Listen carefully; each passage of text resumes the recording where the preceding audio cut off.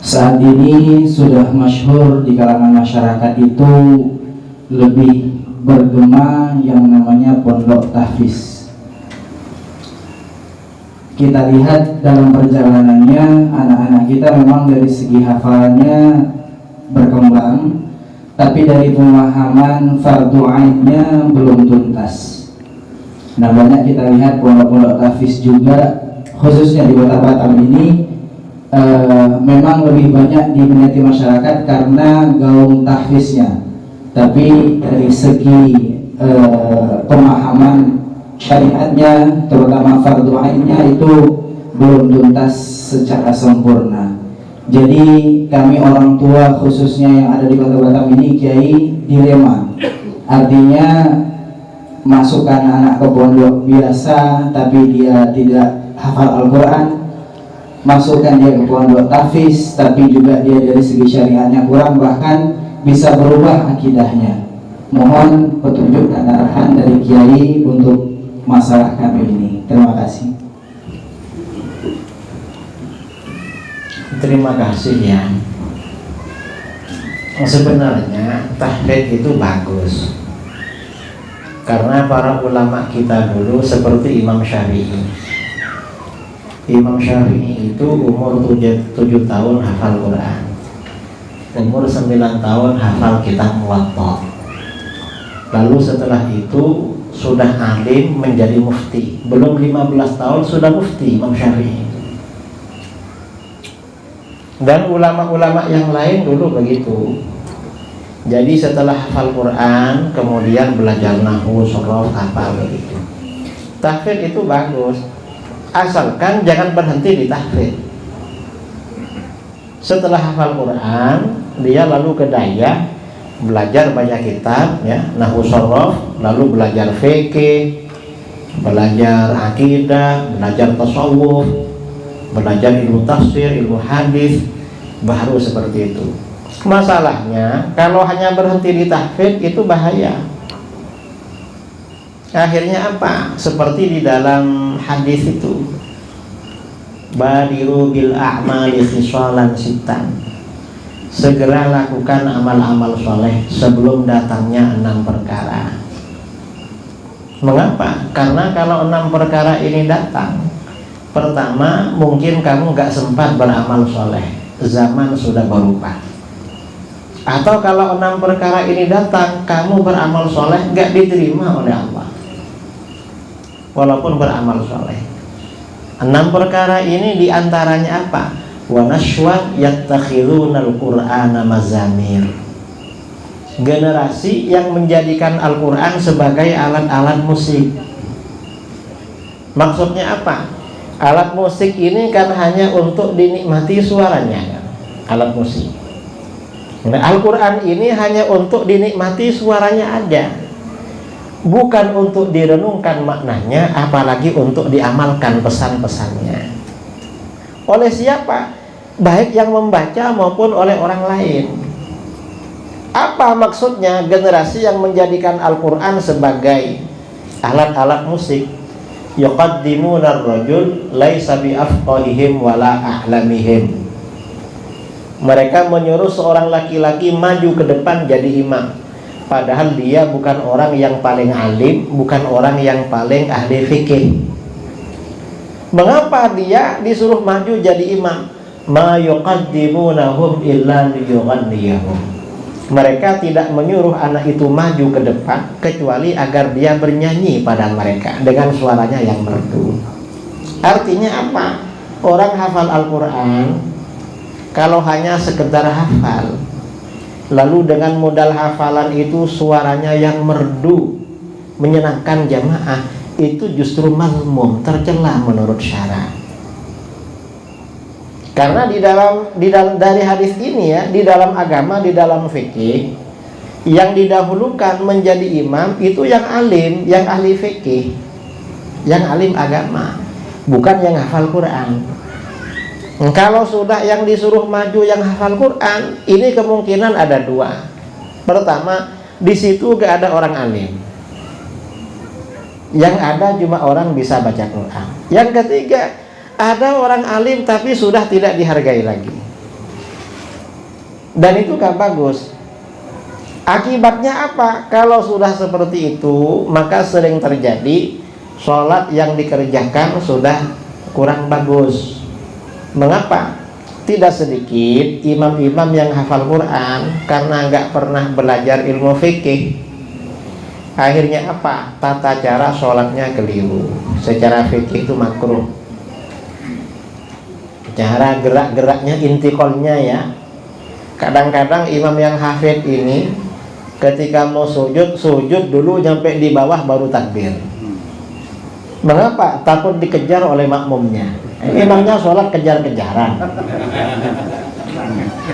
Kadang-kadang ya ketika berdiri dari sujud, berdiri dulu begitu tegak, Allahu Akbar. Nah, ini kan gak bagus kan?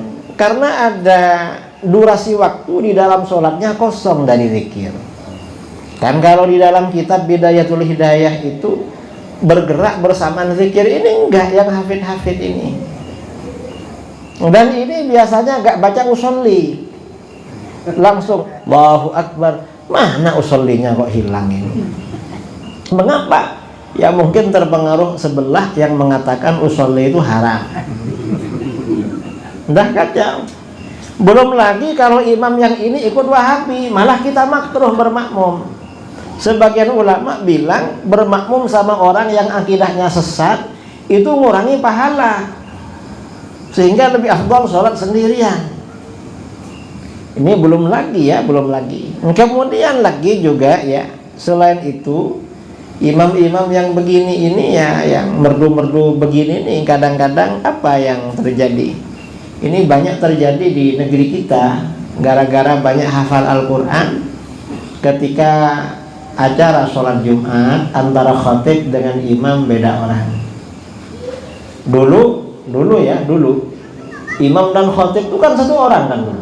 Di Aceh, di mana-mana. Jadi khatib ya jadi imam. Nah, sekarang ini dibagi-bagi. Ada muadzin pertama, lalu Bilal sama muadzin kedua, lalu khatib, lalu imam. 4 sekarang itu. Mengapa 4? Karena sekarang masjid dan sholat Jumat banyak barokahnya. Perlu dibagi-bagi. Dulu gak ada barokahnya.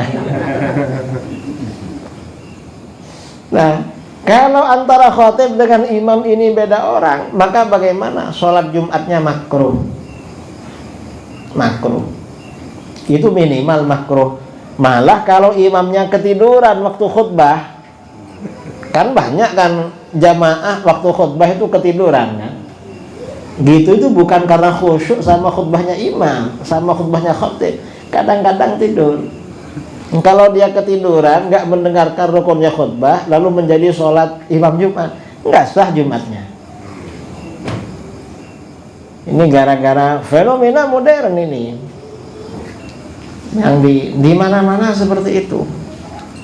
Saya kadang-kadang kalau diundang khutbah Jumat, habis khutbah itu saya biasanya nggak mundur. Kadang kan diumumkan, ini khatibnya Ki Idrus, imamnya siapa. Saya tetap menghadap kiblat, berdiri, saya kira ditarik ke belakang. Tak imamnya aja gitu. Baru kalau dipaksa suruh mundur tak mundur, biar gak makruh satu masjid. Karena kalau makruh, kita makruh juga. Kita ini ke masjid kadang seminggu sekali, malah dapatnya makruh. Sudah seminggu sekali, kalau tiap hari ya masih lumayan. Ini gara-gara apa namanya? Gara-gara imam hafid. Artinya apa? Tahfidz Al-Quran itu tidak tercela agar asal tidak berhenti di situ. Ya kalau berhenti di situ dan menganggap tahfidz itu ilmu segalanya, itu yang tercela. Dan belum berhak jadi imam kalau hanya hafal Quran, harus alim dulu. Khawatir gak tahu syarat rukunnya sholat. Kadang-kadang gara-gara imam yang pakai suara merdu, satu masjid itu batal semua sholatnya. Kok bisa? Saya pernah di Jawa ya, pas maghrib berhenti di masjid, perjalanan. Akhirnya wudhu. Karena memang agak terlambat, sampai di masjid itu sudah rakaat kedua, sudah pada sujud. Begitu bangun, Allahu Akbar, imamnya lupa tahiyat awal, langsung berdiri. Karena lupa tahiyat awal, jamaahnya gak mau berdiri dan demo subhanallah, subhanallah, subhanallah. Awalnya imamnya gak mau duduk, lama-lama karena dikeroyok duduk juga akhirnya. Akhirnya saya gak jadi bermakmum. Ya apa imam ini? Akhirnya saya bermakmum sama kawan saya, sama murid saya ya. Makmum, ayo. Apa nih keliru? Hanya dah saya bikin jamaah sendiri di belakang. Habis sholat, gak taunya imamnya kenal saya. Nunggu di pintu. Assalamualaikum lah. Akhirnya saya tanya, sampean yang imam tadi? Iya katanya. Itu satu masjid batal semua. Lah kenapa? Sampean kan lupa tahiyat awal, ngapain duduk tadi? Ya gimana wong demo semua? Gak ada yang mau berdiri katanya. Akhirnya duduk aja biar damai, biar aman. Ini namanya ya, imamnya sudah awam. Siapa makmumnya ini orang-orang bodoh, orang awam, imamnya gak memberi pendidikan yang baik. Padahal di masjid itu sering ada ceramah, cuma mungkin yang diundang bukan kajian fikih. Mungkin undangannya tentang akhir zaman, tentang apa ya, wawasan-wawasan apa, yang Fathul Qorib, yang Kasyifatus Saja atau apa, gak dibaca itu. Batal semua satu masjid itu. Mungkin di tempat lain ada juga kejadian kan, ini biasa kan, imam lupa tahiyat awal itu. Memang orang lupa tahiyat awal oleh sebagian makmum kadang-kadang di subhanallah itu biar duduk lagi. Padahal dia ini bodoh. Nah, orang bodoh ini merusak terhadap ibadah, hatta walaupun jadi makmum itu. Sampai imamnya batal juga itu. Ini imam-imam yang merdu itu ya. Imam-imam yang merdu sama-sama yang hafid. Sampai-sampai karena mereka ini banyak imam merdu, ketika Habib Umar datang ke Indonesia jadi imam, karena tidak fasih betul kan dikritik. Ya apa Habib Umar itu? Padahal kata Imam Asy'arani, imam ini kalau suaranya fasih betul, biasanya hatinya tidak hudur dalam sholat, gak khusyuk biasanya. Kalau terlalu fasih imamnya, apalagi terlalu merdu, itu alamat imam dan makmumnya gak khusyuk semua. Karena sama-sama gak khusyuk, gak diterima sholatnya. Na'udzubillah min dzalik.